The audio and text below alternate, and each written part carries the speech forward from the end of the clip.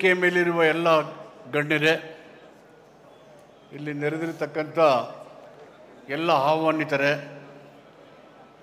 ಗಣ್ಯ ವ್ಯಕ್ತಿಗಳೇ ಮತ್ತು ಪ್ರತಿನಿಧಿಗಳೇ, ಸರ್ಕಾರದ ಎಲ್ಲ ಹಿರಿಯ ಅಧಿಕಾರಿಗಳೇ, ಪತ್ರಿಕಾ ಮತ್ತು ಮಾಧ್ಯಮದ ಗೆಳೆಯರೇ, ಕರ್ನಾಟಕ ಸರ್ಕಾರ ಸನ್ಮಾನ್ಯ ಸಿದ್ದರಾಮಯ್ಯನವರ ನೇತೃತ್ವದಲ್ಲಿ ನಮ್ಮ ಸಂವಿಧಾನದ ಆಶಯಗಳಲ್ಲಿ ಅಚಲವಾದಂಥ ನಿಷ್ಠೆ ಮತ್ತು ಬದ್ಧತೆಯನ್ನು ಇಟ್ಕೊಂಡು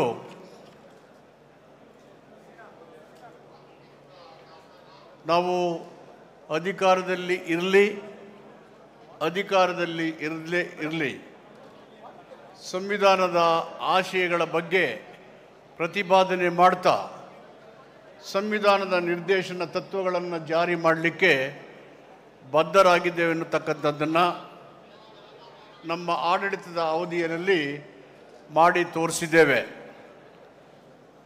2017 ಇಸ್ವಿನಲ್ಲಿ ಅಂತಾರಾಷ್ಟ್ರೀಯ ಮಟ್ಟದ ಸಂವಿಧಾನ ತಜ್ಞ ಬಾಬಾ ಸಾಹೇಬ್ ಅಂಬೇಡ್ಕರ್ ಅವರ ಜನ್ಮ ದಿನಾಚರಣೆಯನ್ನು ಐತಿಹಾಸಿಕವಾಗಿ ಆಚರಣೆ ಮಾಡಿ ಪ್ರಪಂಚದ ಮೂಲೆ ಮೂಲೆಗಳಿಗೆ ಭಾರತದ ಚರಿತ್ರೆಯನ್ನು, ಇತಿಹಾಸವನ್ನು, ನಾಗರಿಕತೆಯನ್ನು, ಸಂವಿಧಾನದ ಆಶಯಗಳನ್ನು ಮೂಲೆ ಮೂಲೆಗೆ ಮಾಡಿ ತೋರಿಸಿದ್ದೇವೆ.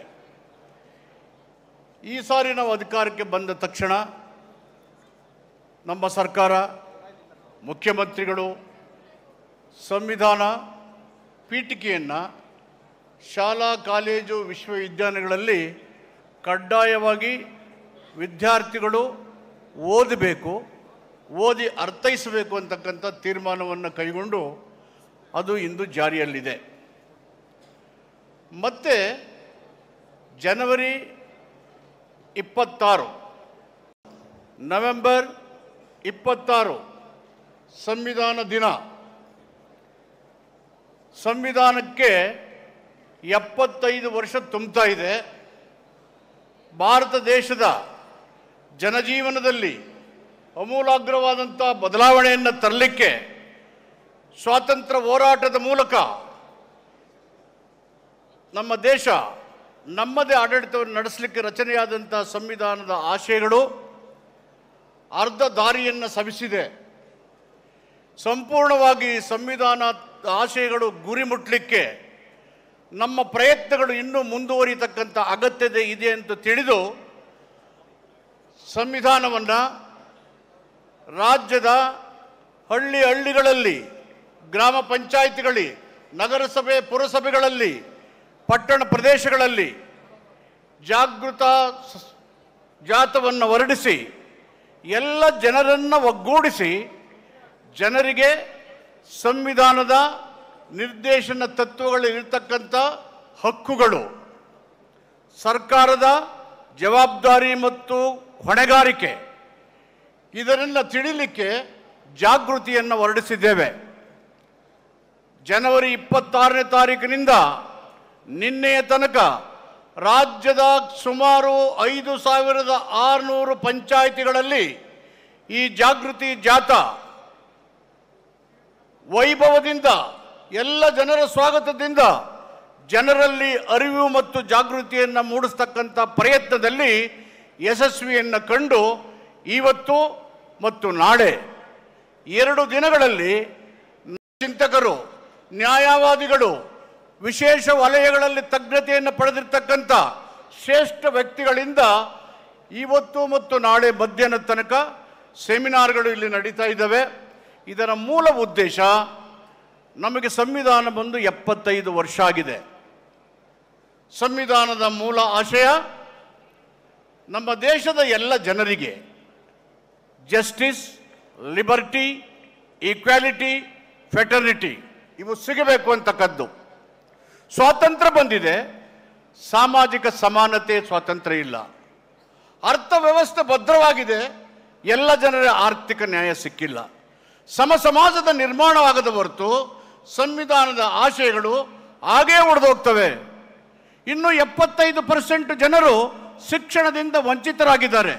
ಶತಮಾನದಿಂದ ತುಳಿತಕ್ಕೆ ಒಳಗಾದಂಥ ದಲಿತರು, ನಿಮ್ನ ವರ್ಗಗಳು, ಮಹಿಳೆಯರು, ಹಿಂದುಳಿದವರು, ಅಲ್ಪಸಂಖ್ಯಾತರು, ಕೃಷಿಕರು, ಕೃಷಿ ಕಾರ್ಮಿಕರು ಬದುಕಿಗಾಗಿ ಆಕಾಶದ ಕಡೆಗೆ ನೋಡ್ತಿದ್ದಾರೆ.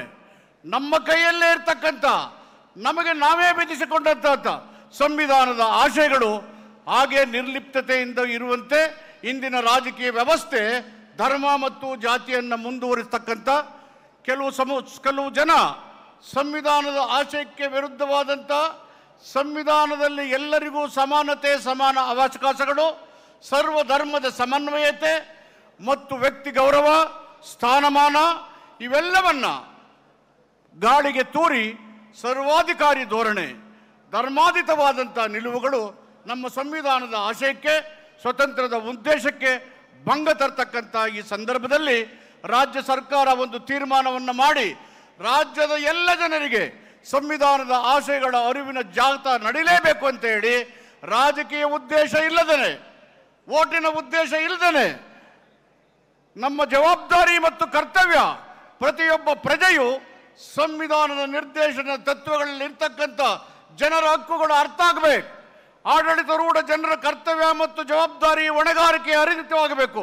ಅದರ ಮೂಲಕ ಸಂವಿಧಾನದ ಆಶಯಗಳು ಜಾರಿಯಾಗಿ ಸಮೃದ್ಧ ಭಾರತದ ನಿರ್ಮಾಣದ ಉದ್ದೇಶವನ್ನು ಇಟ್ಟು ಇಂಥ ಒಂದು ಐತಿಹಾಸಿಕವಾದಂಥ ತೀರ್ಮಾನವನ್ನು ನಮ್ಮ ಮುಖ್ಯಮಂತ್ರಿಗಳು, ನಮ್ಮ ಸರ್ಕಾರ ಕೈಗೊಂಡಿರ್ತಕ್ಕಂಥದ್ದು ಅತ್ಯಂತ ಸಂತೋಷದ ಸಂಗತಿ. ಈ ಸಂದರ್ಭದಲ್ಲಿ ತಾವೆಲ್ಲರೂ ಇಲ್ಲಿ ಭಾಗಿಯಾಗಿ ಈ ಸಂವಿಧಾನ ಜಾಥವನ್ನು ಒಂದು ರಾಷ್ಟ್ರೀಯ ಚಳವಳಿಯಾಗಿ, ರಾಜಕೀಯವಾದಂಥ ನಿಲುವಿಗೆ ವಿರುದ್ಧವಾದಂಥ ಒಂದು ಚಳವಳಿಯಾಗಿ, ಜನರ ಹಿತಕ್ಕಾಗಿ ನಮ್ಮ ಸಂವಿಧಾನ ನಮ್ಮ ಜೀವನ ಅಂತಕ್ಕಂಥ ಧ್ಯೇಯೋದ್ದೇಶಗಳನ್ನು ಇಟ್ಟು ಇದೊಂದು ರಾಷ್ಟ್ರೀಯ ಚಳವಳಿಯಾಗಿ ಸ್ವತಂತ್ರದ ಚಳವಳಿಯ ಉದ್ದೇಶಗಳು ಆದಂಥ ಅಸ್ಪೃಶ್ಯತೆ ನಿವಾರಣೆ, ಕೋಮು ಸೌಹಾರ್ದತೆ, ರಾಷ್ಟ್ರೀಯ ಕೃಷಿ ಪದ್ಧತಿಗಳು ಮತ್ತು ಗುಡಿ ಕೈಗಾರಿಕೆಗಳ ಮೂಲಕ ದೇಶದ ಜನಜೀವನದ ಉದ್ಧಾರ ಆಗುವ ರೀತಿಯಲ್ಲಿ ಈ ಸಂವಿಧಾನದ ಆಶಯಗಳು ಜಾರಿಯಾಗಲಿ ಅಂತಕ್ಕಂಥ ಉದ್ದೇಶವನ್ನು ಇಟ್ಟು ಈ ಕೆಲಸವನ್ನು ಮಾಡಿದ್ದೇವೆ. ರಾಜ್ಯದ ಉದ್ದಗಲಕ್ಕೂ ಜನರು ಎಲ್ಲ ಸಮುದಾಯಗಳು ಸರಿ ವ್ಯಾಪಕವಾದಂಥ ಬೆಂಬಲವನ್ನು ಮತ್ತು ಸಂವಿಧಾನ ಜಾಗೃತಿಯಲ್ಲಿ ಸಹಭಾಗಿತ್ವವನ್ನು ಮೂಡಿಸುವುದರ ಮುಖಾಂತರ ರಾಷ್ಟ್ರದ ಜನರು ನಮ್ಮ ಸಂವಿಧಾನದಲ್ಲಿ ಇನ್ನೂ ನಂಬಿಕೆ ಮತ್ತು ಭರವಸೆಯನ್ನು ಇಟ್ಟು ಸಂವಿಧಾನ ಪ್ರಜಾಪ್ರಭುತ್ವವನ್ನು ಬಲಪಡಿಸ್ತಕ್ಕಂಥ ಅತ್ಯಂತ ದೊಡ್ಡ ಧರ್ಮಗ್ರಂಥ ಅಂತಕ್ಕಂಥ ವಾಕ್ಯದ ಮೂಲಕ ಮತ್ತೊಮ್ಮೆ ಸಂವಿಧಾನದ ಆಶಯಗಳು ಜಾರಿಯಾಗಲಿಕ್ಕೆ, ತಿಳುವಳಿಕೆ ಆಗಲಿಕ್ಕೆ ಇದೊಂದು ರಾಷ್ಟ್ರೀಯ ಚಳುವಳಿಯಾಗಿ ಮಾರ್ಪಡಲಿ ಅಂತ ಹೇಳಿ ತಮ್ಮೆಲ್ಲರಿಗೆ ಶುಭವನ್ನು ಕೋರಿ ನನ್ನ ಪ್ರಾಸ್ತಾವಿಕ ಭಾಷಣವನ್ನು ಮುಕ್ತಾಯ ಮಾಡ್ತೇನೆ. ಧನ್ಯವಾದಗಳು.